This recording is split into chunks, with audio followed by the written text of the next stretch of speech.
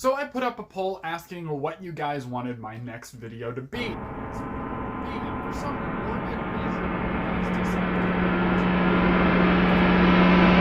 For some morbid reason, you guys decided that you want to hear about plants that I have had unalive. So we're going to talk about that today. A couple of things that I did in the past, I let slide, I didn't do my due diligence, and I let my plants unfortunately perish.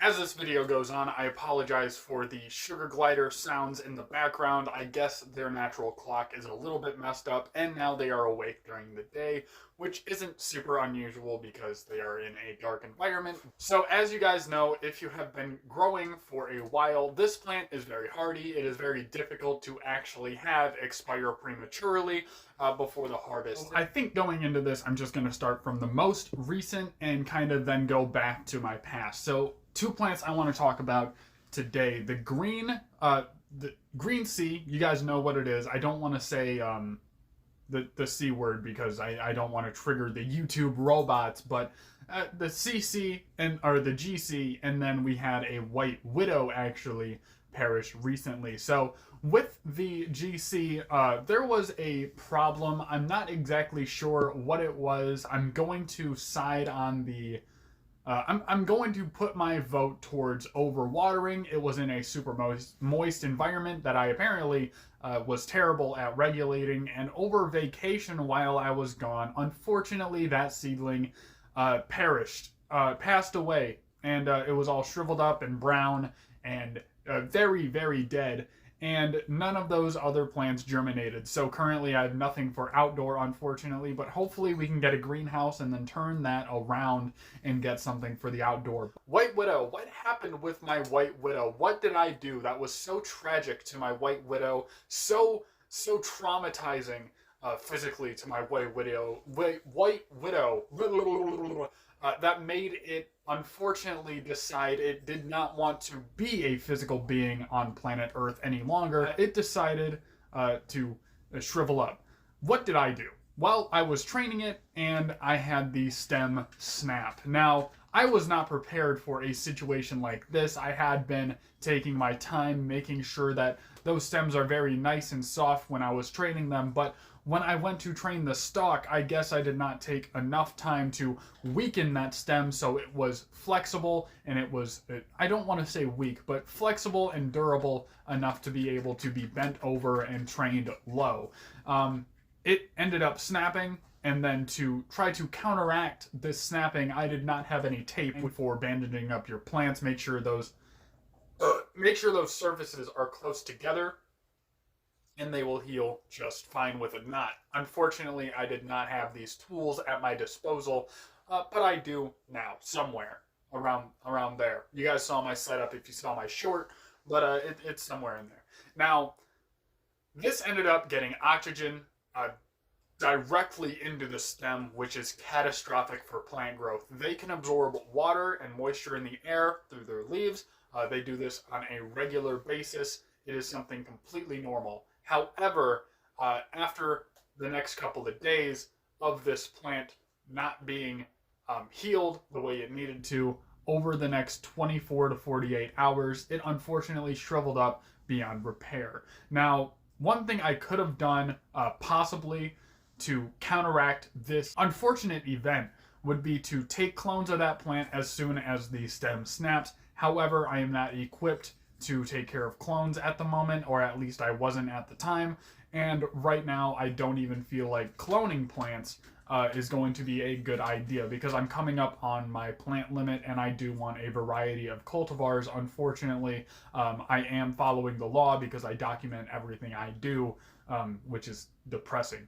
So that's kind of where we were at. So a couple plants I want to talk about that were years past.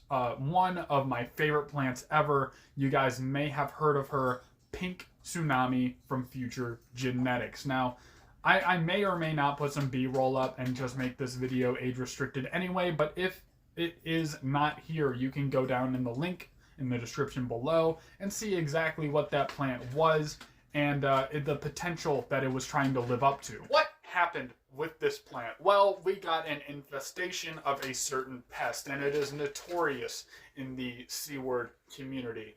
And growing this plant, I was super stoked. I got the bamboo stakes. I tied that plant up. Its buds were 4 or 5 times better, but 4 or 5 times bigger, smelling better. Trichome density was there. Everything was leading up to this plant being one of my favorite plants I've ever grown, until one fateful day where we neglected the spraying. We did not spray this plant. It was too late in flower to spray it anyway. We didn't have any IPM going. I believe we still had powdery mildew issues, which is something we'll talk about in a minute too when we talk about a different cultivar. But it was just so overrun with spider mites that if I would have tried to smoke this plant, I feel like I would have smoked just as many spider mites as I did trichomes. It was that bad. And it really was a horrific scene, and I almost cried. Like, unironically, I almost cried on that day because I lost such a beautiful plant. High yielding, high terpene, great flavor, fantastic every single time cultivar. Now let's talk about a wedding cake, and this is going to be the last female plant I talk about, and then we're going to talk about a male plant that I had died, and this is one I killed voluntarily. But wedding cake, I tried the outdoor season for the very first time ever. I was growing a wedding cake clone I got from a mother, which, knowing what I know today, I would have never put that cultivar outside, but when we put this plant outside, it started growing exponentially. It grew to be about 6 foot tall, in between 6 and 7 feet tall. It was extremely crazy. This plant, when it started flowering, it was dense and it was thick. These are two things that are extremely dangerous in the humid state of Michigan during the summer / early fall. Now, this was a very huge issue, and I knew this was going to be a huge issue going into it, but I figured I might as well try to run it the best I possibly can.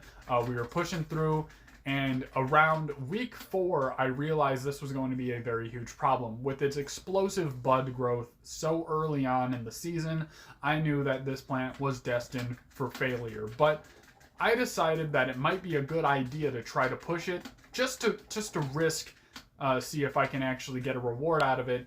And unfortunately, bud rot took over, and powdery mildew took over on this plant. It got a crazy amount of, it was mainly the bud rot that I was facing from the humidity, not so much powdery mildew. Well, fuck, I didn't even get powdery mildew on that outdoor. It was just bud rot, now that I'm really thinking about it. Yeah, it was overrun with bud rot. Most of the plant got infected. I didn't feel comfortable harvesting any of it, and by that time it was only week 6. So the plant wasn't even close to fully mature, with that plant being a week 9.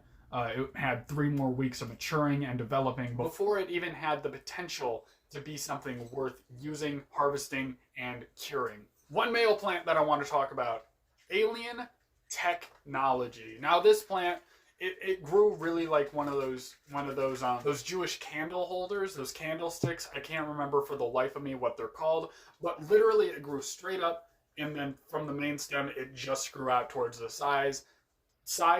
Terrible genetics, pain in the ass to grow. I was hoping it was female at the very least so I could get something out of it. This is when I was like, I'll just grow it. I always wanted alien genetics. I got a freebie from True North Seed Bank. I said, this is it. This is a alien genetic that I'm going to be growing, and it's going to be really cool.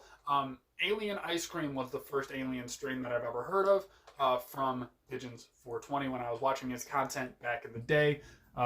So shout out to him for even introducing me to alien genetics. I ended up growing this plant, and in the veg stage, I could not tell whether it was male or female. It was getting the calyxes, but it was not shooting out hairs, nor was it showing male pre-flowers.